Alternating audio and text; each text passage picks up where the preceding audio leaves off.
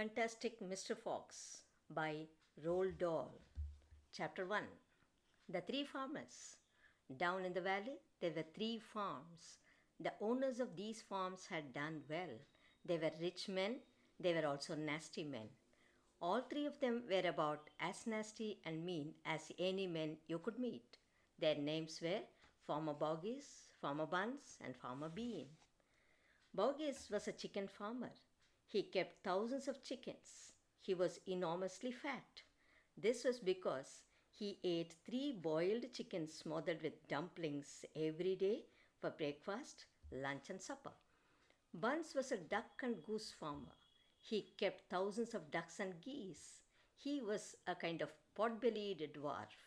He was so short, his chin would have been underwater in the shallow end of any swimming pool in the world. His food was donuts and goose livers. He mashed the livers into a disgusting paste and then stuffed the paste into the donuts. The diet gave him a tummy ache and a beastly temper. Bean was a turkey and apple farmer. He kept thousands of turkeys in an orchard full of apple trees. He never ate any food at all. Instead, he drank gallons of strong cider, which he made from the apples in his orchard. He was as thin as a pencil and the cleverest of them all. Boggies and Buns and Bean, one fat, one short, one lean. These horrible crooks, so different in looks, were none the less equally mean. This is what the children round about used to sing when they saw them. Chapter 2. Mr. Fox. On a hill above the valley there was a wood. In the wood there was a huge tree. Under the tree there was a hole. In the hole lived Mr. Fox and Mrs. Fox and their 4 small foxes. Every evening, as soon as it got dark, Mr. Fox would say to Mrs. Fox, "Well, my darling, what shall it be this time? A plump chicken from Boggies, a duck or a goose from Buns, or a nice turkey from Bean?" And when Mrs. Fox had told him what she wanted, Mr. Fox would creep down into the valley in the darkness of the night and help himself. Boggies and Buns and Bean knew very well what was going on, and it made them wild with rage.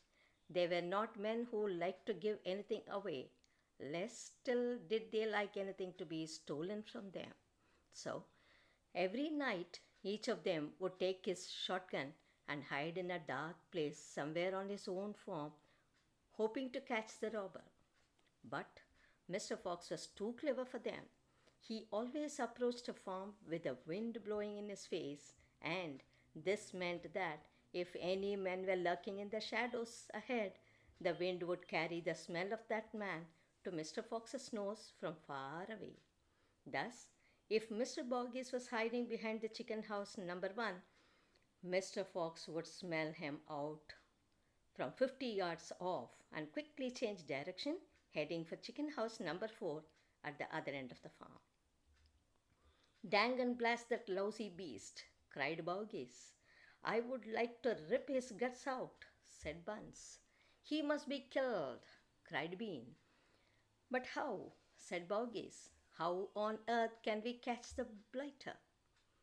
Bean picked his nose delicately with a long finger. "I have a plan," he said. "You have never had a decent plan yet," said Buns.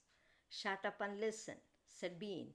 "Tomorrow night we will all hide just outside the hole where the fox lives. We will wait there until he comes out. Then bang, bang, bang, bang." "Very clever," said Buns.